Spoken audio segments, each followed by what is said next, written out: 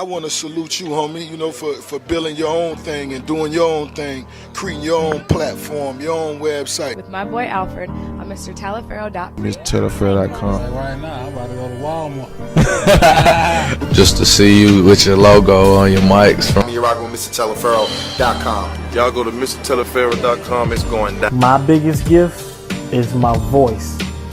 It allows me to speak to the culture. Right now, you're turning up on MrTaliaferro.com, shawty. Yeah, I think the people rock with Kodak Black because when I look at him, and I grew up in the Boosie era. When I was younger, Boosie was atop the rap game before he got locked up, and even since he's been out, he's still a premier artist down south. When I look at Kodak Black, yeah, you definitely see the similarities. Look, listen, man. I've said this before. I'm gonna say it again. I'm doing a blog on 21 Savage next. I've said it in all my blogs.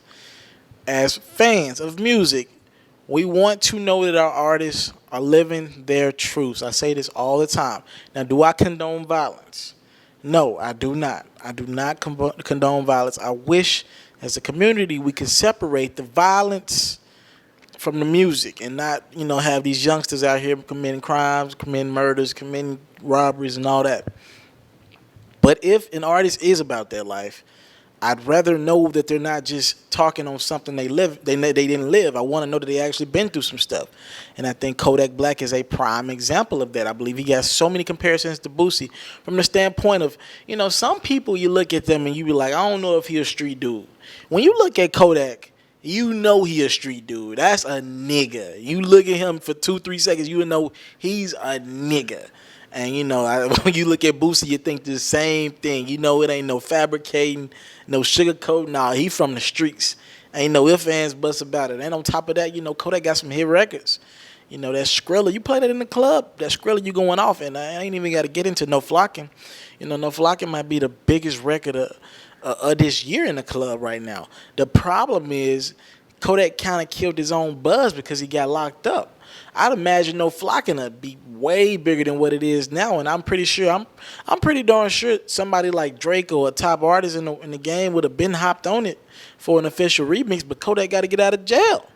That's the only thing holding him back right now, but I think Kodak's music is there. People understand that his story is real, and he looks like a street dude, and he seemed like a cool individual. He don't see, what I'm saying? I know he got some legal issues over his head, but outside of that, he seemed like a humble person. I watched footage from a couple of his shows, Seemed like a down-to-earth dude. And when you got all those components, you're gonna flourish. And if he can get out of jail and get it together, and I pray that brother does, he gonna have a Boosie-like impact on the culture. That's why Boosie did music with him. I think Boosie was on record of saying he sees something in him. I'm telling you, man, I ain't lying. I ain't making this up.